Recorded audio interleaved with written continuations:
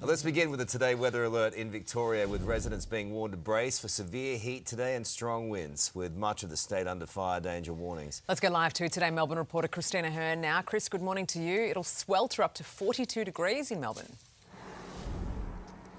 Yeah, that's what's predicted, Sarah. Good morning. There is an extreme weather warning that has been issued because of this heat, so up to 42 degrees in Melbourne, but it's going to be even hotter in the northern parts of the state. So Swan Hill and Mildura are expecting a top of 44 degrees, and there's going to be some strong winds as well. As such, there is a total fire ban that has been issued for the western parts of the state, central as well. So that does include Melbourne. There is also the possibility of some thunderstorms and dry lightning. So that, of course, has firefighters on edge as well. Then later in the day, we are expecting a cool change. So the temperature is expected to drop about 10 to 15 degrees, but with that is going to come some very strong winds as well. They're expecting here on the bay winds of up to 80 kilometres an hour. So it certainly has firefighters on edge. Yesterday they had a taste of it. Late in the day there was a grass fire in Altona.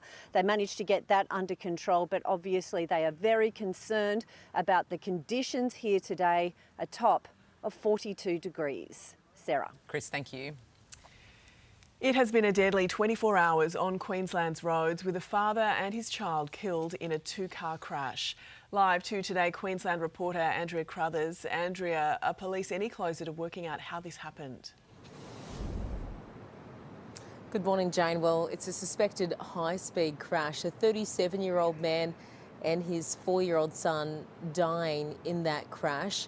A blue Commodore at the scene, that father dying, the 4-year-old boy taken to hospital, emergency services doing all that they can to try and save him, but he was unable to be, dying at the Royal Children's Hospital. As for the man in the red Mitsubishi, he was able to be saved by the scene, helped by innocent bystanders there. Police are now investigating whether speed was a factor in that crash. Andrea, thank you. 16 far-right extremists have been arrested in Adelaide. Police blocking the group from entering the CBD ahead of Australia Day Survival Day commemorations. Ranging from 16 to 58 years old, most were charged with offences like loitering or possessing articles of disguise. You've been told to stop. You've been told to stop. Get it out, mate. If you hit the city, you'll be arrested. Do you accept that it's a neo-Nazi group? Yes. Right, so you've joined a neo-Nazi group? Correct, proudly. Why is that? Because I'm a neo-Nazi, obviously. All but one of the men travelled from interstate, including a 25-year-old from WA who was charged under new laws for displaying a Nazi symbol. Tens of thousands of Invasion Day protesters have taken to the streets of cities across the country.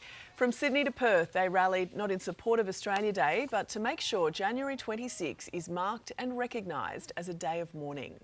Very sad. They're celebrating murder. There's no celebrating murder. It's mourning for us. Our voices need to be heard. We can grow as a nation and move forward in that truth-telling and that honouring. Walk with us. Walk with our people, not against us. Meanwhile, pro-Australia Day protesters were out in droves, taking to Melbourne Park at the Australian Open. Let's head to Melbourne, where world number one Yannick Sinner has won his second Australian Open, beating Alexander Zverev in straight sets at a packed Rod Laver arena. Here's some of the highlights.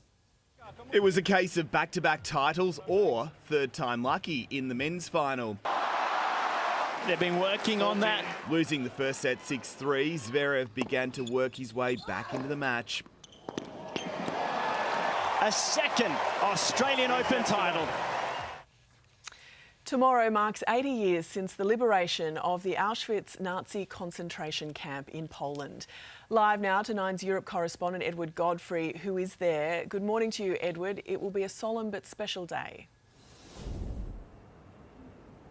It sure will be, Jane. Tomorrow, local time, will be, as you say, 80 years since the liberation of Auschwitz, the worst of the Nazi-run concentration and death camps during World War II. Between 1940 and 1945, 1.3 million people were sent there. 1.1 million were killed, most of them Jews. The day it was liberated by Soviet soldiers is Holocaust Remembrance Day, and this milestone may be more special than most given the advancing age of many of the survivors. Some of those who suffered at Auschwitz will be in attendance in the morning. World leaders and government delegations will also be there. Representing the Australian government will be Foreign Minister Penny Wong and Attorney General Mark Dreyfus. Mark Dreyfus and I are here in Poland, here together to remember the 6 million Jewish lives lost, taken in the Holocaust. 6 million men, women and children murdered, including 1 million near here at Auschwitz. For Mr Dreyfus, it is personal. He told us today that his great-grandmother was killed at Auschwitz in 1942. Survivors who will be attending will be laying wreaths and lighting candles, and some of them will be giving speeches in the morning. And Jane, among those who will be attending tomorrow will be King Charles on his first international visit of the year. Edward, thank you. A $4.4 million National Holocaust Education Centre is set to be built in Canberra in consultation with the ACT's Jewish community. The Albanese government says the initiative is to ensure future generations will learn the history of the Nazi genocide and combat racism and anti-Semitism. An additional $2 million in funding will be used to upgrade the Holocaust Institute of Western Australia. Investigators are trying to work out what started a deadly house fire in the New South Wales Hunter region. Flames tore through the Madawi home north of Newcastle yesterday afternoon. Firefighters locating the remains of a 62-year-old man inside. A man is being questioned by police after a car was stolen on the Gold Coast. Officers spotted the Toyota Hilux late yesterday, tracking it before the driver fled on foot at Helensvale 2 hours later. He was found by the dog squad several streets away.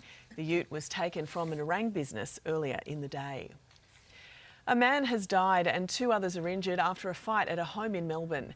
The victim, who was found with a stab wound in Craigieburn, died a short time later in hospital. A woman was taken to hospital as well as a 54-year-old man before he was arrested.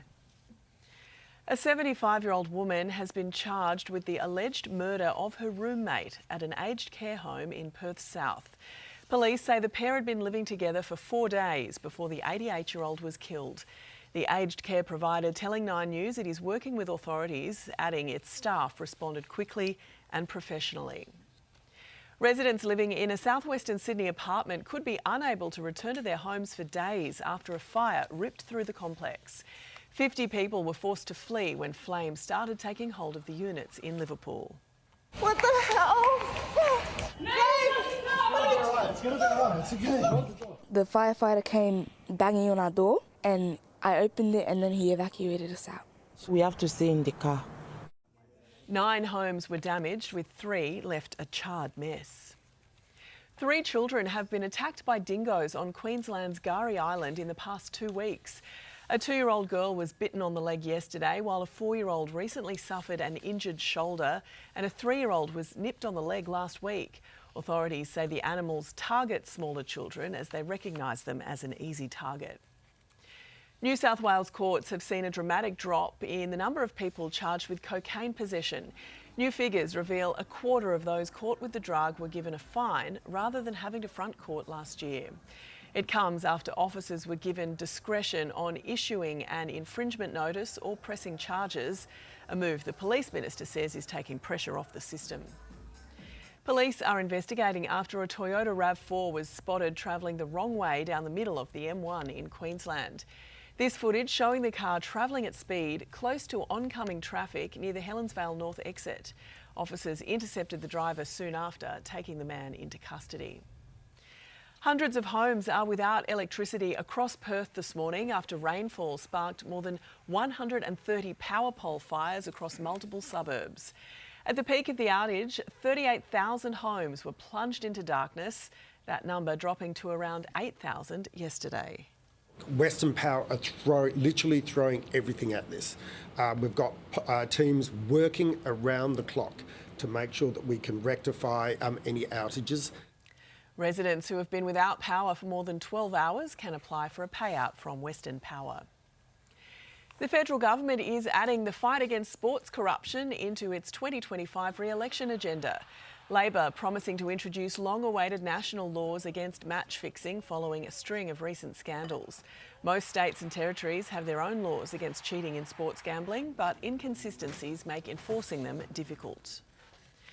Nurses from overseas will be fast-tracked for employment in Australia in a bid to beat mass shortages. The new pathway will streamline the application process for nurses from Ireland, Singapore, Spain, the UK, the US and the Canadian provinces of British Columbia and Ontario. The Federal Health Minister says nurses are applying in record numbers but waiting up to 12 months to be approved.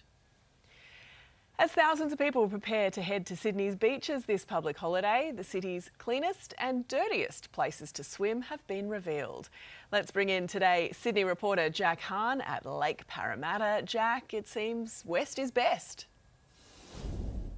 Yes, you're spot on, Jane. Good morning to you. I tell you what, this is news you can use when trying to pick out a swimming spot on this public holiday. You're right, the West is best, coming in at the top of the list for the cleanest inland swimming spots. We are talking about Lake Parramatta, our beloved Bondi, as well as Windsor Beach and even Balmoral Beach on Sydney's lower North Shore. As we move down the list, Barangaroo gets mentioned, some of those new swimming spots near the metro station there. They're okay, but at the bottom of the list, believe it or not, is Balmain. The baths there at Balmain. These results revealed in the Sydney Morning Herald this morning. Exclusive data there. Experts blaming the ban results on a few different things, including construction site runoff, dog droppings, and shall we say other dropping runoff. Look, Sydney Water this morning telling us that they'll be spending billions, in fact $30 billion over the next 10 years to help clean up all of that mess in the harbour. So while that's happening, I think I'll be staying out here away from the dog droppings. I'm just scratching my head as to what that other droppings could be, Jack, but I don't think I really want to go. I mean, birds, maybe?